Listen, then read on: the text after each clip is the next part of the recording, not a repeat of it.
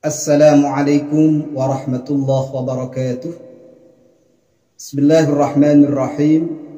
Alhamdulillahirabbil alamin. Assalatu wassalamu ala asyrafil anbiya wal mursalin sayyidina wa habibina wa maulana Muhammadin wa alihi wa ashabihi ajma'in. Amma ba'du. Kaum muslimin dan muslimat rahimakumullah.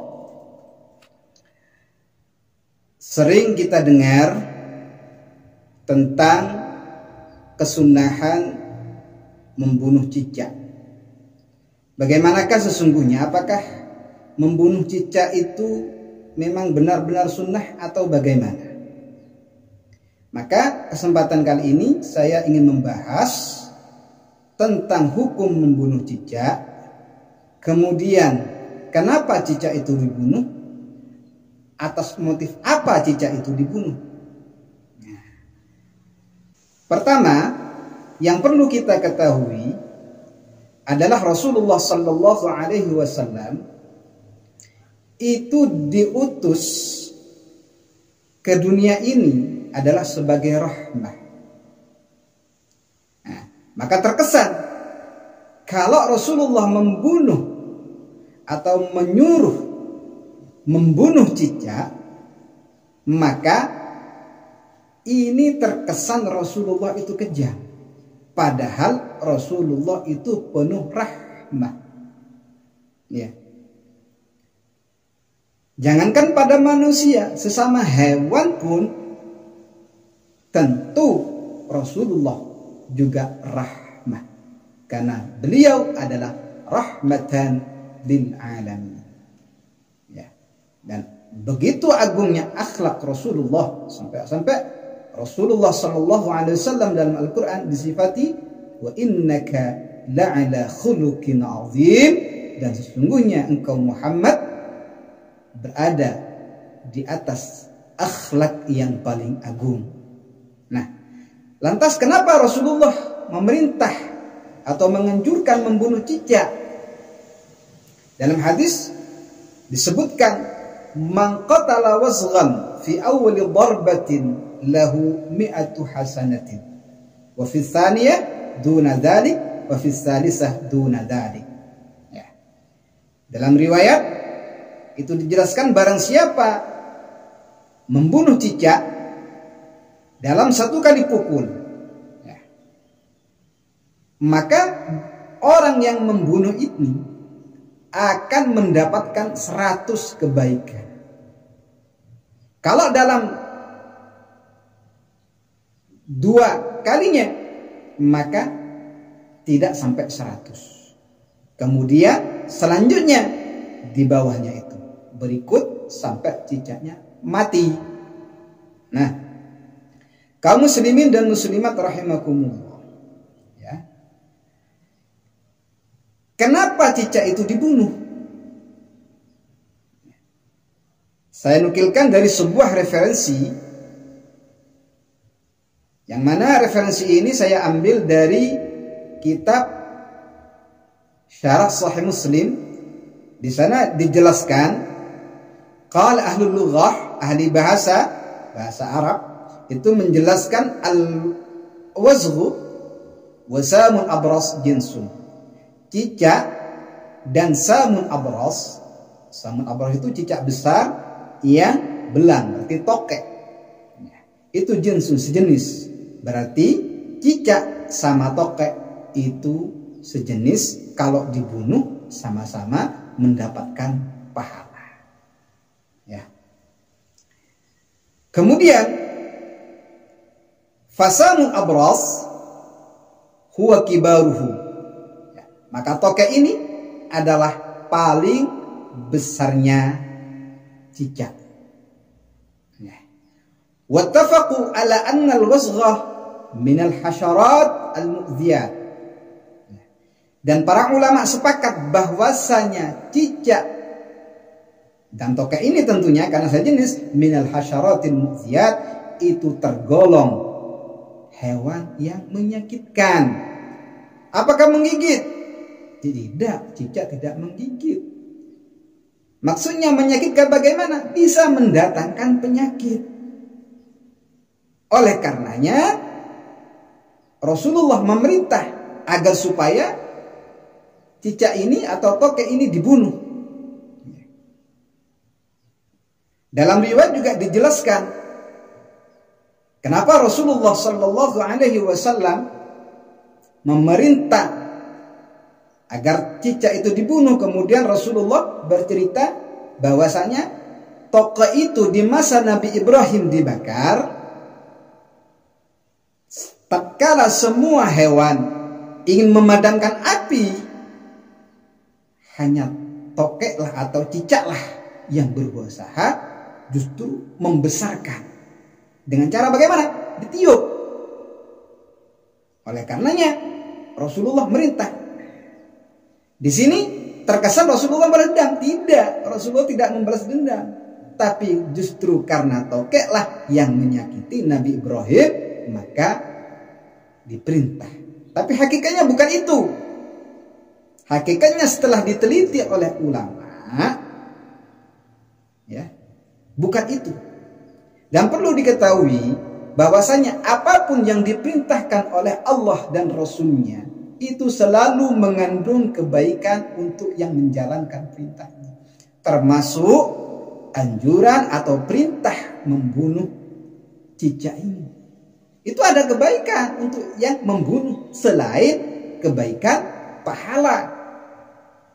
Nah, disebutkan dalam kitab Umdatul Qari, Badruddin Al-Aini itu menjelaskan wa dzakara ba'dul fuqaha anna al-wasgha asammu wa abras. Sebagian ahli hikmah itu mengatakan bahwasanya cicak itu dapat menyebabkan tuli kepada seorang dan juga dapat menyebabkan penyakit kusta. Ya. Wa annahu la yadkhulu baitan fihi za'faran, dan sesungguhnya rumah itu tidak akan pernah dimasuki cicak kalau di dalamnya ada minyak za'faran, ada harum za'faran. Wa annahu yalqahu bi fihi wa annahu yubidu. Kemudian cicak ini mulutnya ini kadang kuning, kadang putih, selalu berubah. Itu apa? Ini ada penyakit di dalamnya. Ya. Ada bakteri di dalamnya, mengandung bakteri di dalamnya. Yang kalau masuk ke tubuh manusia, ini bisa menyebabkan penyakit. Dan ini sebagaimana yang dilakukan penelitiannya oleh seorang dosen di Nigeria yang saya lansir dari laman NBC, itu bahwasanya di mulut cicak atau tokek ini itu banyak bakteri. Memang bakterinya tidak membunuh sekaligus, tapi kalau sampai masuk ke tubuh manusia itu bisa fatal. Bayangkan baros, penyakit kusta. Menurut ahli hikmah, ya. Seperti itu. Bagaimana caranya? Caranya cicak ini menularkan bakterinya, yamajju fil ina. Itu mengeluarkan, meludahkan di suatu wadah.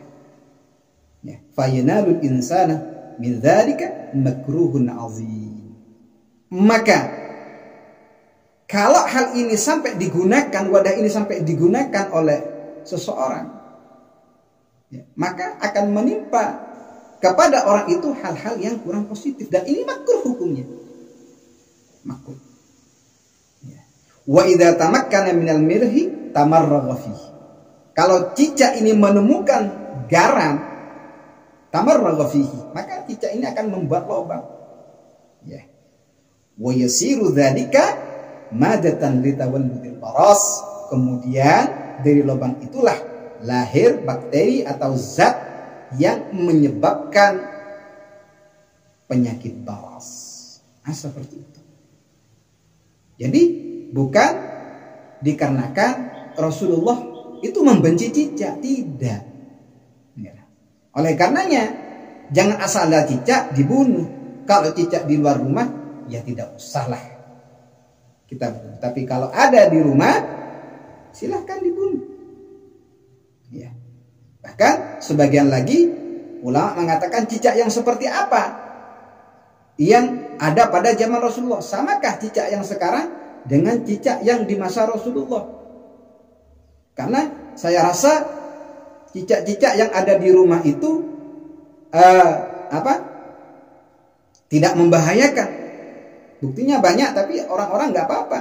Ya, maka untuk menjawab ini, saya lansirkan dari laman NBC, penelitiannya justru cicak yang ada di sekitar rumah itu juga berbahaya kalau sampai usahanya cicak itu tertelan kita, atau ada garam sampai membuat lubang di sana, kemudian dari sana, nah itu bisa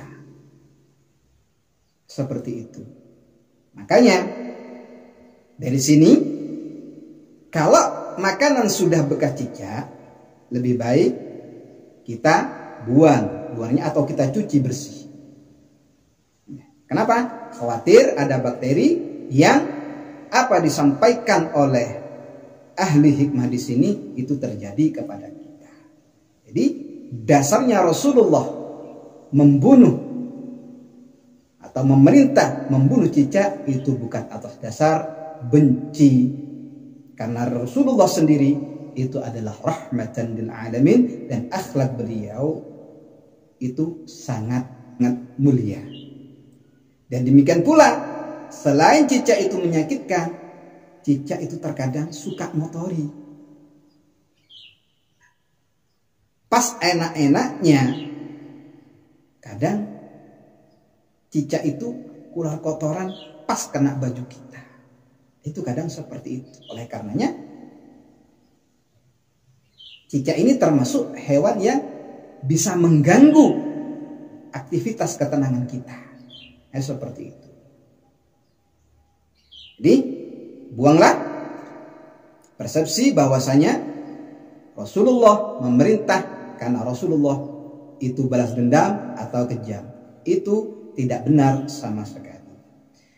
Nah, adapun kenapa Rasulullah kok membeda-bedakan pahalanya, pukulan pertama, pukulan kedua, pukulan ketiga, itu kok beda-beda pahalanya. Ya. Itu dijelaskan, wa amma sababu taktsir as-sawab fi qatlihi bi awwal darbihi, ya. Adapun sebab banyaknya pahala dalam membunuh cicak ini bersamaan dengan pertama kali pukulan, summa ma yalihi, kemudian yang berikutnya, fal maksud bihi al-hissu 'anil mubadara bi qatlihi, maka tujuannya adalah Rasulullah lebih menganjurkan agar segera membunuh cicak, wa i'tina, dan menjadi perhatian, ya, dan menjadi penjagaan dari orang yang membunuh, ya. Kenapa? Rubbama infallat wa fata qatluh, karena terkadang cicak itu melesat, ya, atau melompat hingga loloslah dari pembunuhan. Demikian kaum muslimin dan muslimat, kurang lebihnya. Allahul muwaffiq ila aqwamit thariq. Assalamualaikum warahmatullahi wabarakatuh.